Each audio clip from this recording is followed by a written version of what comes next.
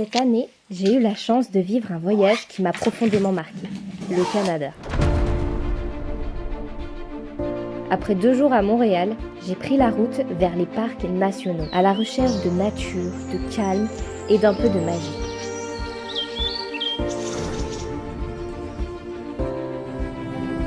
Sur la route, j'ai fait un arrêt aux chutes de Montmorency. C'était grandiose. Le bruit, la puissance de l'eau, la brume sur le visage.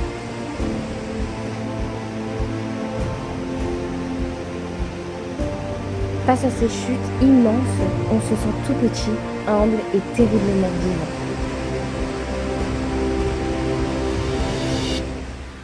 Premier arrêt, le parc national de la Jacques-Cartier. Une vallée grandiose, une rivière qui serpente au milieu de la forêt, un véritable havre de paix. Entre les randonnées, les tamias et les écureuils qui m'accompagnaient presque comme des guides, j'ai eu le souffle coupé. Le soir, j'ai dormi dans un petit chalet en bois, cosy et apaisant, avec pour seul bruit le vent et la rivière au loin.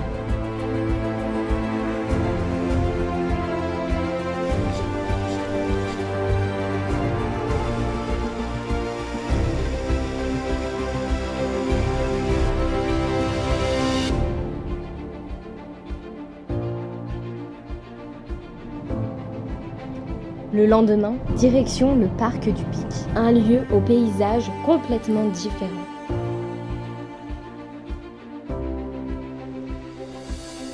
Ici, la mer rencontre les falaises, la brume se mêle au pin et les phoques se reposent au loin sur les rochers. Le vent y souffle fort, mais il purifie tout, même l'esprit.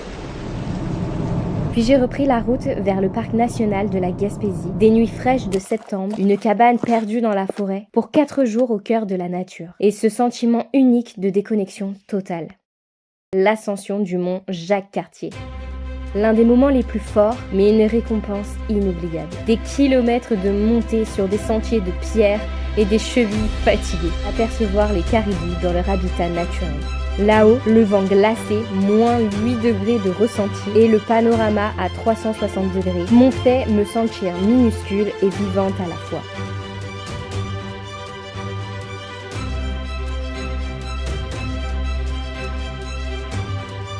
Le soir, après ces longues randonnées, je ressortais mes fidèles alliés.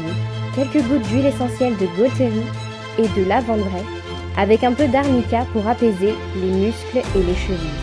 Une routine naturelle, simple, mais tellement efficace.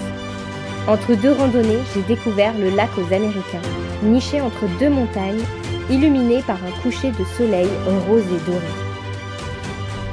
Le lendemain, j'ai longé la rivière Sainte-Anne au fil d'un sentier où chaque virage offrait un nouveau décor. Le bruit de l'eau se faisait de plus en plus fort jusqu'à découvrir le torrent du Diable, puissant et fascinant.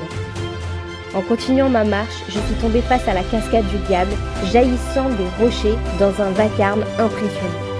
Et plus loin encore, la cascade Sainte-Anne, majestueuse et apaisante à la fois. Une journée où la nature ne cessait de se dévoiler, sauvage et grandiose. Ce séjour m'a rappelé à quel point la nature est un remède, un retour à l'essentiel, une déconnexion totale, un grand souffle d'air pur. Je garde de ce voyage un sentiment profond de gratitude et d'apaisement. Et toi, quel est le voyage qui t'a le plus ressourcé? Dis-le-moi en commentaire. Et n'oublie pas, même en voyage, tes huiles essentielles peuvent t'accompagner partout.